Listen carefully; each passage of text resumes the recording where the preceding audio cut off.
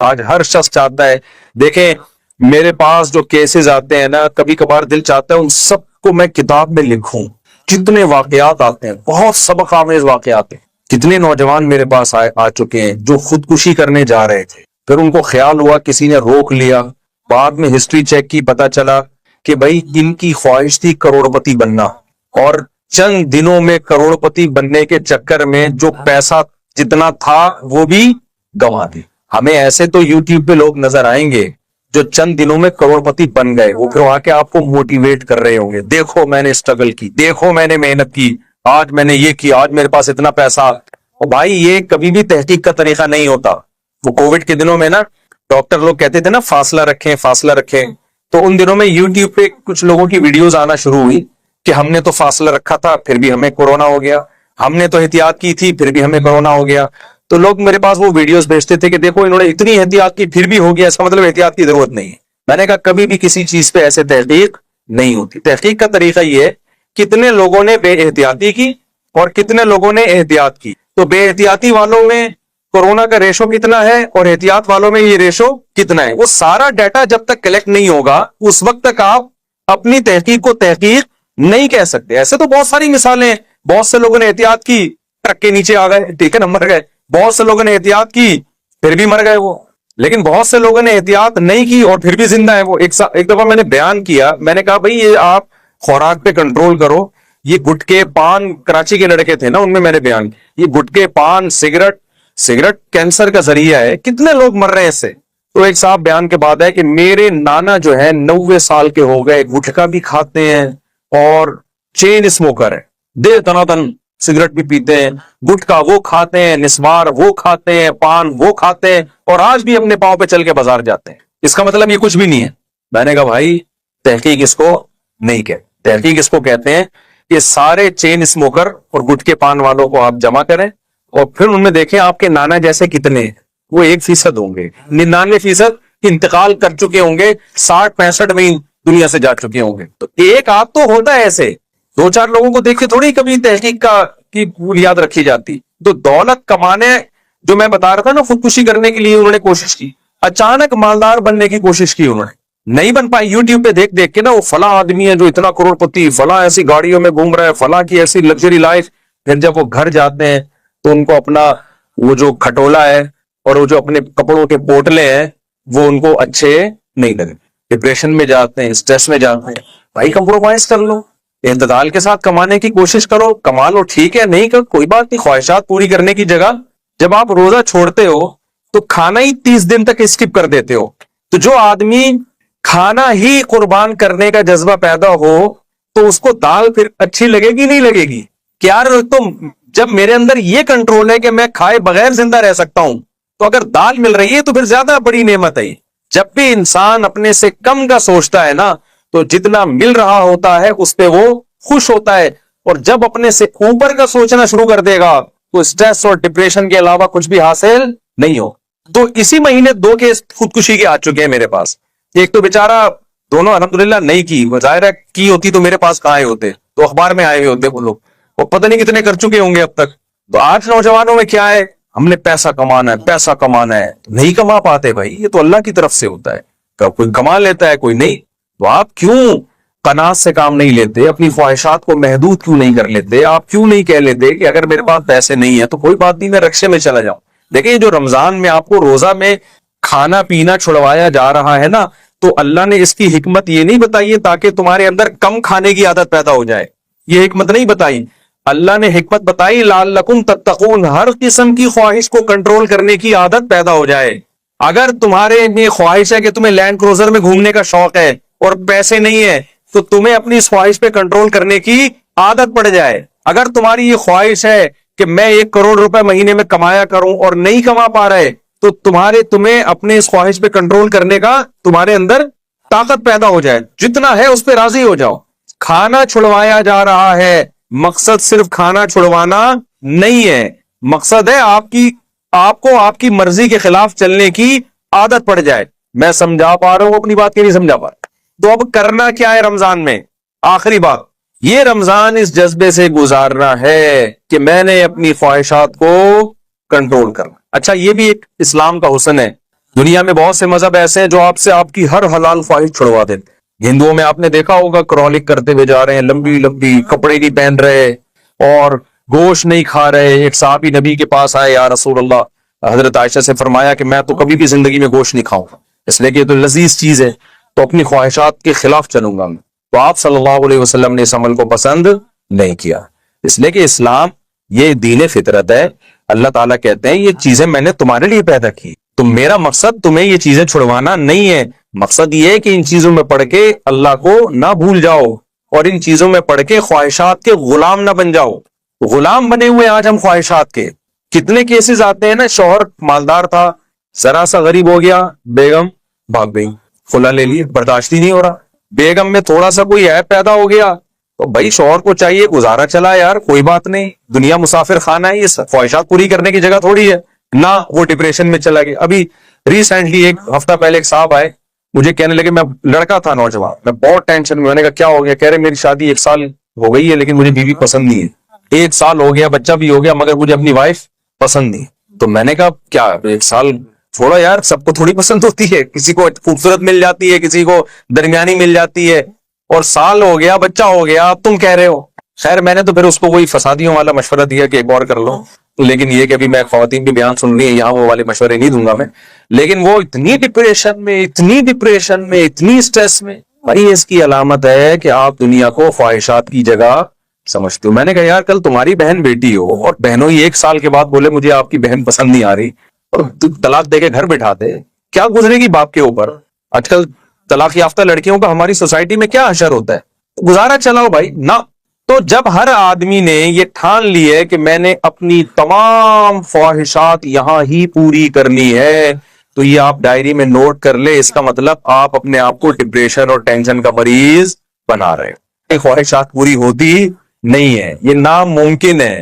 ایک خواہش پوری ہوگی وہ 10 انڈے بچے پیدا کر کے جائے گی، اور پھر وہ جب پوری کریں گے تو وہ 100 خواہشات جنم دے کے جا رہی ہو۔ آپ اپنے حکمرانوں سے آپ اندازہ لگا لو، کتنی دولت۔ کبھی آپ نے ایک کسی ارب پتی کو دیکھا جو کرپشن کر کے ارب پتی بناؤ، اور ارب پتی بننے کے بعد کرپشن سے توبہ کر لیا اس نے؟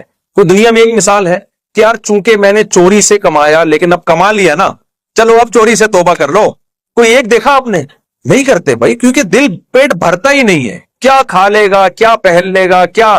تو اس لیے اللہ تعالیٰ نے ہمیں رمضان دیا کہ بھائی تھوڑا سا دوسرا رخ بھی ہے، مادہ پرست بننے کی کوشش نہ کرو۔ نماز دی ہمیں، رات کو نیند قربان کرنی ہے، پھر دوپہر کو کاروبار چھوڑنا ہے، پھر عصر میں کام چھوڑنا ہے، پھر مغرب میں اپنے گھر بار کو چھوڑ کے مسجد میں حاضری، پھر عشاء میں، بار۔ تو جو لوگ اس طرح کی قربانیاں دیتے رہتے ہیں ان کی زندگیوں میں سکون رہتا ہے، اور جو یہ قربانیاں نہیں دیتے ان کی زندگی سے بھی سکون نکلتا ہے اور ان کے گھروں سے بھی سکون نکلتا ہے۔ میرے پاس جو گھروں میں زیادہ تر بے سکونی کے کیسز آتے ہیں وہ ان گھروں میں زیادہ آتے ہیں جن کے پاس سکون کی تمام چیزیں میسر ہیں۔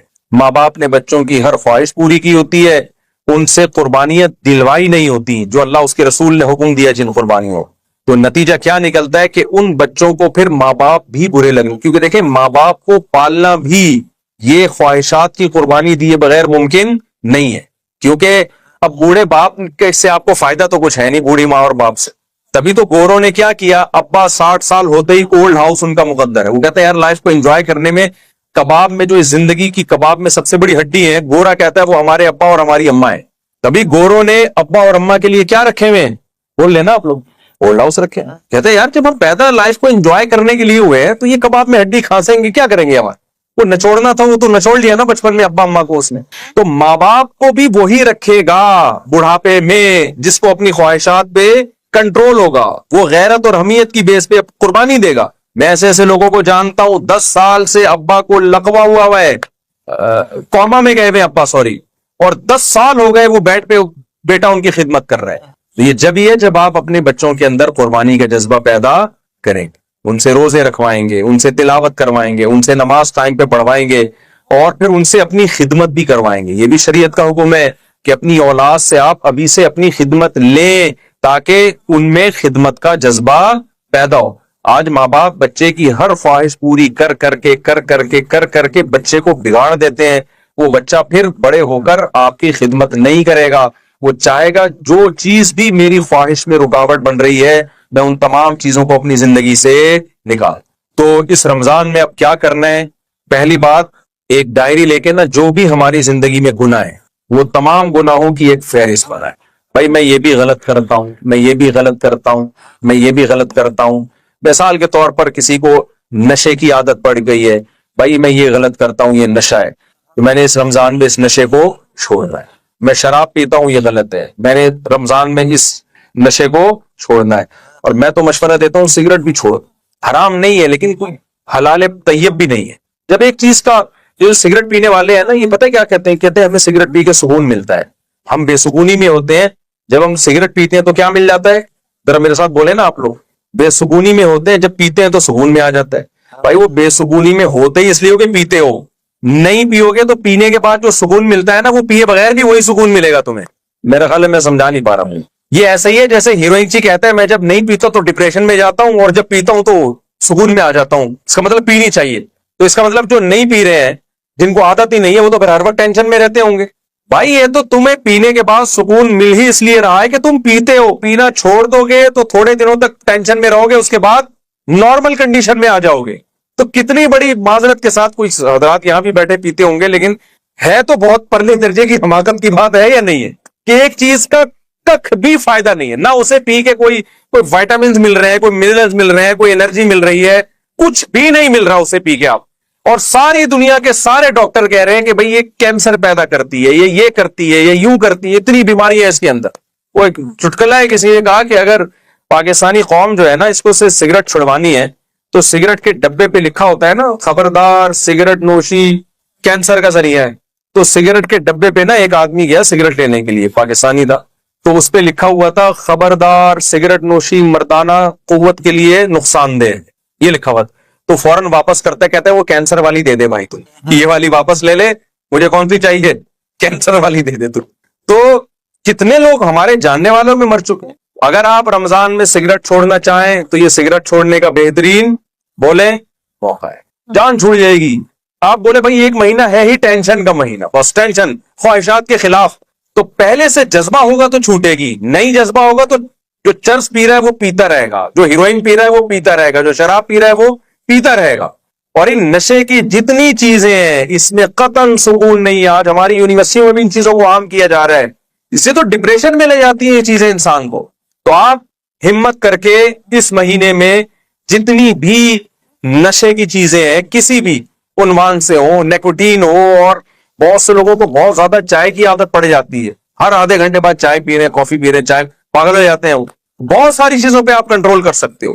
پھر دوسری چیز، اس رمضان میں سب نے یہ ہمت کرنی ہے، بھائی ہم نے اپنے آپ کو قرآن مجید کی تلاوت کا عادی بنا. دیکھو سب قرآن کی تلاوت کرتے ہیں رمضان میں، پھوٹا پھوٹا کر ہی لیتے ہیں، لیکن اس نیت سے نہیں کرتے کہ پورے سال کے لیے عادی بنانا ہے.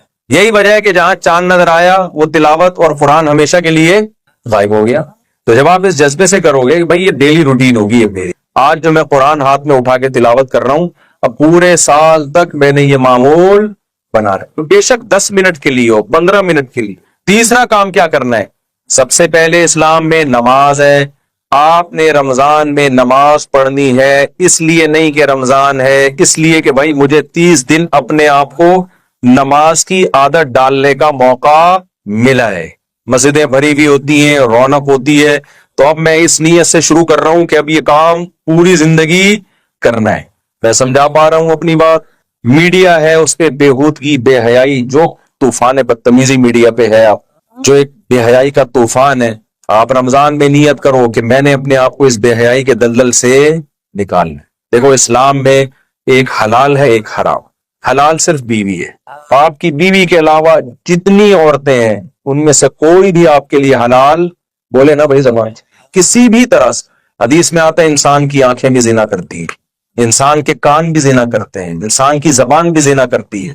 عورت سے آپ کا رشتہ کسی بھی طرح سے اس کے باڈی سے لذت حاصل کرنا، یہ اسلام میں انلیگل. اللہ نے الا علی ازواجہم آپ کے لیے باؤنڈری بنا دی ہے. تبھی تو گوروں کا سارا خاندانی نظام کیا ہو گیا؟ تباہ و برباد. جانوروں میں اور انسانوں میں فرق ہی یہی ہے کہ جانوروں میں فزیکل ریلیشن ہوتا ہے، نکاح نہیں ہوتا. انسانوں میں نکاح ہوتا ہے. میں سمجھا پا رہا ہوں اپنی بات؟ تو یہ نیت کرنی آپ. اور چوتھا کام یہ ہے کہ دیکھیں، یہ بس آخری بات بتا کے میں اپنے بیان کو ختم کر رہا ہوں. چوتھا کام یہ ہے کہ جتنی بھی برائیاں ہیں نا دنیا میں، اور جتنی بھی ناکامیاں ہیں، ان میں سب سے جو برائی ہے نا، جو تمام برائیوں کی جڑ ہے، وہ ہے کم ہمتی، سستی، کاہلی اور کم ہمتی. کتنے لوگ بہت کچھ کرنا چاہتے ہیں، ان سے ہو نہیں پاتا. وہی وجہ ہے، کم ہمتی کی وجہ بھی ہے خواہشات کے آگے اپنے آپ کو بچھا دیا ہوتا ہے. کتنے لوگ ہیں وہ چاہتے ہیں ہم صبح جلدی اٹھا کریں، اٹھا ہی نہیں جاتا. کتنے لوگ ہیں جو چاہتے ہیں ہم خوراک پہ کنٹرول کریں، ہوتا ہی نہیں ہے. کتنے لوگ ہیں جو چاہتے ہیں کہ ہم اپنا وزن کم کریں، نہیں ہوتا ان سے. کتنے لوگ ہیں جو چاہتے ہیں کہ ہمارے اندر غصہ ہے، چڑچڑا پن ہے، ہم اس پہ کنٹرول کریں.